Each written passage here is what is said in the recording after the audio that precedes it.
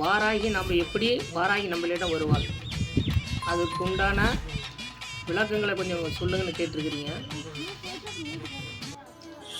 நீங்கள் என்ன பண்ணுறீங்கன்னாக்கா, வாராகி வரவழைக்க சும்மா ஒரு மண் அகல் விளக்கு எடுத்துக்கிட்டு அதில் வந்து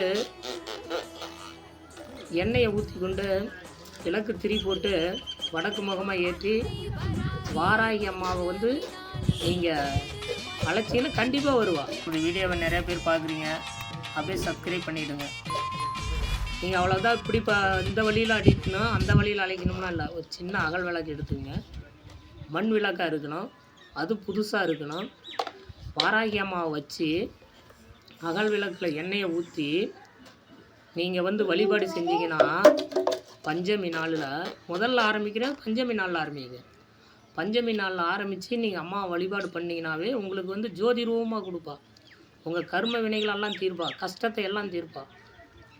அதுக்கு பஞ்சமி நாள் அன்னைக்கு ஒரு மண் அகல் விளக்கு எடுத்து புதுசாக இருக்கணும். புதுசாக எடுத்து நீங்கள் வந்து விளக்கு ஏற்றி அம்மா வழிபட்டாக்க உங்களுடைய கஷ்டம் பூரா தீர்ப்பா, உங்களுடைய தொல்லைகள் தீர்ப்பா, குடி விளங்க செய்வாள்.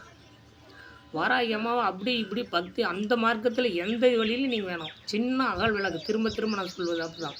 நிறையா பேர் கேட்டிருக்கிறீங்க, இதை எப்படி நான் வாராகி வந்து கும்பிடுறது. நீங்கள் போட்டா இல்லாட்டி போனாலும் பரவாயில்ல, போட்டா வச்சு கும்பிடணும்லாம் இல்லை. அந்த தேவி தன்னால் வருவாள்.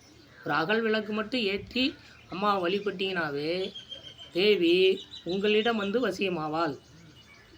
அதான் வாராகி அம்மாவினுடைய குணம், வாராகி அம்மானுடைய குணத்தினுடைய தன்மைகள்.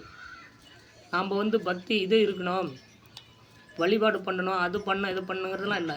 எங்கே இருந்தாலும் அம்மாவை நினச்சிக்கிட்டாவே உங்களை வந்து வாராகி வந்து உங்களை கடை சேர்த்து கொண்டு வந்து விட்டுருவாள்.